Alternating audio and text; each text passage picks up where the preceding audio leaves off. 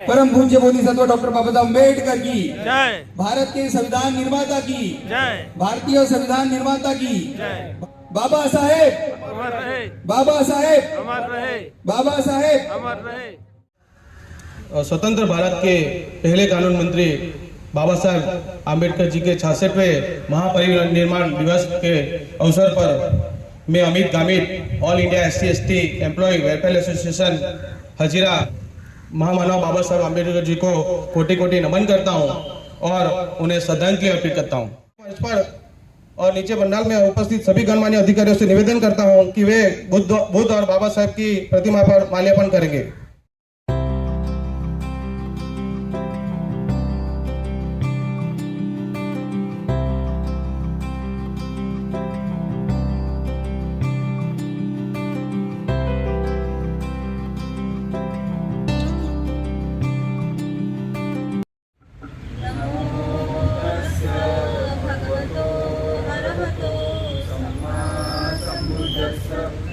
नमो तस्स भगवतो अरहतो सम्मा सम्बुद्धस्स बुद्धं शरणं गच्छामि धम्मं शरणं गच्छामि संघं शरणं गच्छामि पापस्य करणं कुशलसौपसम्पदा सचितपरियोगदपनम् एकं बुद्धानुशासनं साधु साधु साधु।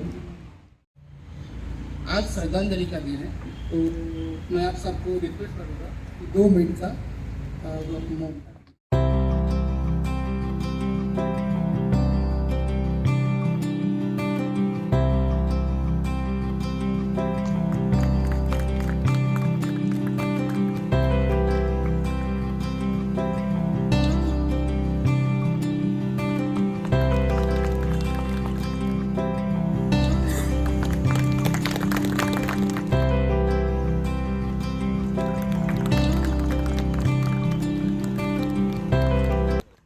Senior officers, ladies and gentlemen, I welcome you all on this occasion of Mahaparinirvan Divas. Today is 66th death anniversary, which is observed at all over the nation as Mahaparinirvan Divas.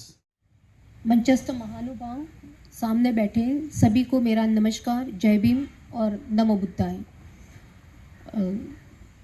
आज ये वो दिन है जब हर एक भारतवासी, ना कोई पर्टिकुलर एक वर्ग की बात करे, हर एक भारतवासी के लिए दुख का दिन है। क्यों? क्योंकि बाबा साहब आम्बेडकर वो सिर्फ किसी एक वर्ग के नेता नहीं है, वो पूरे भारतवर्ष के नेता है। तो उन्होंने जो काम किया एज अ वुमन, एक स्त्री के रूप में अगर मैं देखती हूँ, तो अगर वो थे तो मैं यहाँ हूँ। अगर उन्होंने संविधान लिखा, उन्होंने हिंदू कोड बिल लिखा, तो मुझे कुछ ऐसे हक मिले जिसकी वजह से मैं आज समाज में लोगों के बीच में खड़ी रहकर 2 बातें बोल सकती हूँ। या फिर ये कहें कि यहाँ पे भी जो भी गिनती की जो महिलाएं बैठी हैं, जो वुमेन्स बैठी हैं, वो भी उन्हीं की बदौलत यहाँ पे बैठी हैं। तो उनके ही पुश आउट करने से ही हम आगे बढ़ते हैं। हमारी भले ही बहुत ज़्यादा पढ़ने की या बहुत कुछ करने की इच्छा होती है, लेकिन उस इच्छा को साकार करने के लिए हमें पुरुषों की ज़रूरत पड़ती है।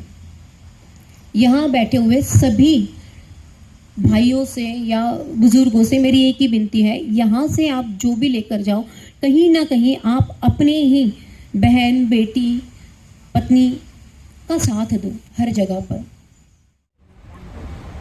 आज हम सभी लोग यहाँ पर महामानव परम पूज्य बोधिसत्व डॉक्टर बाबा साहब अम्बेडकर के 66वें महापरिनिर्वाण दिवस पर यहाँ पर इकट्ठा हुए हैं। तो मैं सर्वप्रथम इस दुनिया को शांति का संदेश देने वाले महाकारुणिक तथागत गौतम बुद्ध, जिसको बाबा साहब अम्बेडकर जी ने अपना पहला गुरु माना, उनको मैं नमन करता हूँ, उनको मैं वंदन करता हूँ। इस देश के पहले कानून मंत्री हमारे भारतीय संविधान के निर्माता और जैसे कि मैंने आरोप में आपको बताया, इस देश की स्त्री के मुक्तिदाता परम पूज्य बोधिसत्व डॉक्टर बाबा साहब अम्बेडकर जी को उनके 66वें परिनिर्वाण दिवस पर मैं उन्हें शत नमन करता हूँ। Hindu code bill and women's right, उसके ऊपर आपने बहुत अच्छा बोला। मैं जो विद योर परमिशन उसमें ऊपर थोड़ा ऐड करना चाहूँगा कि पुरुष कभी भी महिलाओं को डिवोर्स दे सकता था। साथ में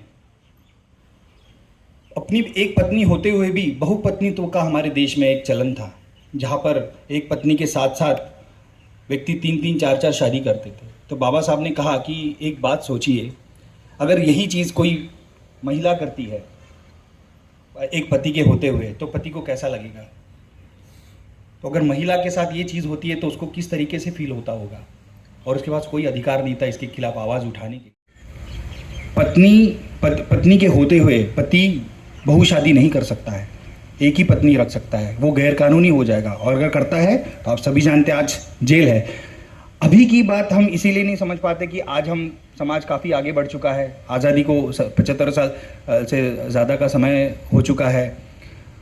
तो ये इसके पीछे का जिन्होंने जो महामानव है, जो हमारे महापुरुष है, उनका जो कंट्रीब्यूशन है वो कई बार हमें यहाँ तक पहुँच नहीं पाती कि हम यहाँ पे उसके पीछे कितने लोगों ने अपना क्या क्या सर्वस्व किया है। पर बाबा साहब जब लेबर मिनिस्टर थे तो बाबा साहब झारखंड की माइन में गए थे, अंडरग्राउंड माइन में, और जब उन्होंने देखा कि अंडरग्राउंड माइंस में भी लड़कियों को, स्त्रियों को काम करवाने के लिए मजबूर किया जाता है, और 12-12 घंटा, 14-14 घंटा, 16-16 घंटा, और बिना कोई उनको रेस्ट दिए, पहले ऑफ भी नहीं होता था। आज हम जिसको सैटरडे संडे करके या हमें जो वीकली ऑफ हम एंजॉय कर रहे हैं, ये बाबा साहब की देन है। और बाबा साहब ने ना कि स्त्रियों के लिए काम किया है, ये हम सभी को दिया है। पर जब बाबा साहब ने देखा कि स्त्रियों के साथ में किस तरीके से व्यवहार हो, अंडरग्राउंड काम करवाया जा रहा है, तो बाबा साहब ने ये जो अंडरग्राउंड काम करवाया जाता था उसके ऊपर बाबा साहब ने रोक लगाई कि अंडरग्राउंड माइंस में स्त्रियों को नहीं भेजना है। जब माइंस की आप बात करें तो आप सोचिए कितना हार्ड वर्क एंड लेबर का काम है वो। और ये जब काम किया उसके बाद भी बाबा साहब ने देखा कि ये सब काम करने के बावजूद there is no equal work equal pay, equal work but unequal पे।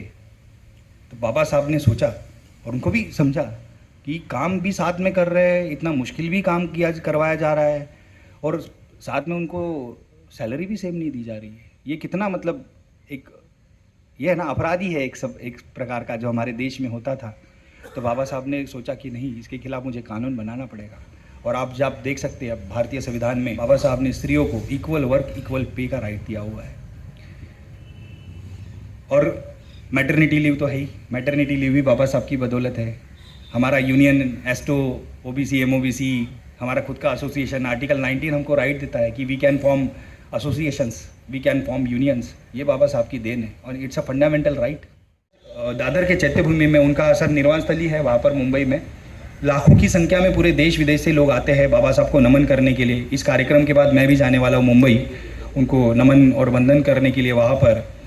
और वहाँ पर हमारे जिस प्रकार से हम आज यहाँ पर कार्यक्रम कर रहे हैं सर, उसी प्रकार ONGC के जो हमारी मुंबई ब्रांच है, साथ में साथ उड़न ब्रांच है, और वहाँ की जो भी लोकल ब्रांचेस है वो सब वहाँ पर एक बहुत ही सुंदर ब्लड डोनेशन का कैंप ऑर्गेनाइज करते हैं। और वो 2 दिन का होता है, ब्लड डोनेशन कैंप, साथ में medical camp, multipurpose medical camp, और तीसरा फूड डिस्ट्रीब्यूशन कैंप। ये 3 काम 2 दिन तक के वहाँ पे चलते हैं। कल उस कार्यक्रम का उद्घाटन भी हुआ है और अभी वो प्रोसेस में है और आज भी वो चलेगा। साथ ही साथ वहाँ पर बहुत सारे मतलब आप देखेंगे कि बुक स्टॉल्स लगे जाते हैं, बहुत सारा साहित्य का प्रचार प्रसार होता है वहाँ पर, और लाखों की संख्या में लोग जाते हैं। बाबा साहब ने जो लास्ट मैसेज दिया था, वो बाबा साहब ने कहा था कि ये जो कारवा मैंने लाया है, इस कारवा को मैंने बहुत अथक परिश्रम और प्रयास से लाया है। अब हम सबकी जिम्मेदारी बनती है कि इस कारवा को किसी भी हालत में पीछे नहीं लेके जाना है। अगर आगे नहीं लेके जा सकते तो कम से कम ये कारवा जहाँ तक लाया हूँ, कम से कम वहाँ पर उसे छोड़ दे, कम से कम इसको पीछे मत लेके जाइए। ये बाबा साहब का संदेश था। तो आज हम जब 370 को रिमूव करने की बात करते, ये बाबा साहब ने आर्टिकल 370 संविधान में लिखा ही नहीं था, क्योंकि वो जानते थे। तो ये बाबा साहब का इस देश के लिए इतना कंट्रीब्यूशन है, और कितना कंट्रीब्यूशन है तो मैं बोलते ही रहूँगा शायद से, और वो खत्म। आज बाबा साहब के 66वें परिनिर्वाण दिवस पर हम उनको श्रद्धांजलि अर्पित करते हैं। वास्तव में ये जो दिन है, ये दिन है कि हम बाबा साहब जिन मूल्यों के लिए उन्होंने हमेशा संघर्ष किया, उन मूल्यों को पाने के लिए, उन मूल्यों को जीवित रखने के लिए ये एक संकल्प दिवस है। बाबा साहब का जो कंट्रीब्यूशन है इस देश के लिए, इस समाज के लिए, उसका कोई पैरेलल आपको नज़र नहीं आता। बाबा साहब एक समतामूलक समाज के लिए उन्होंने संघर्ष किया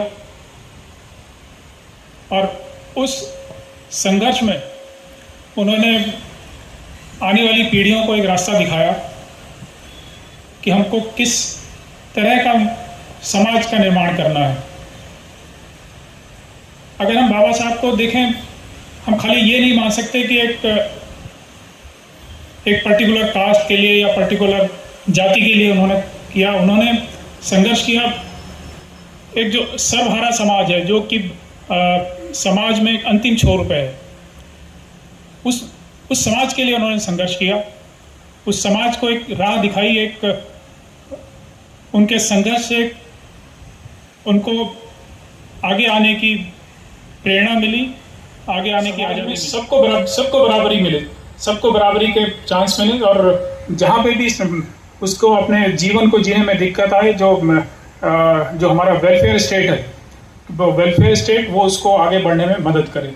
यही एक बाबा साहब की परिकल्पना रही होगी। अगर हम सब एक साथ मिलकर संकल्प करें कि हम अपने अपने कार्य क्षेत्र के अनुसार, अपने अपनी क्षमता के अनुसार बाबा साहब के संकल्पों को साकार करने की कोशिश करेंगे, तो यही उनके प्रति एक सच्ची श्रद्धांजलि होगी। धन्यवाद। जय भीम। ये सारे वक्ता बोल चुके होते हैं और फायदा यह है कि आप उनसे बहुत कुछ सुन चुके होते हैं।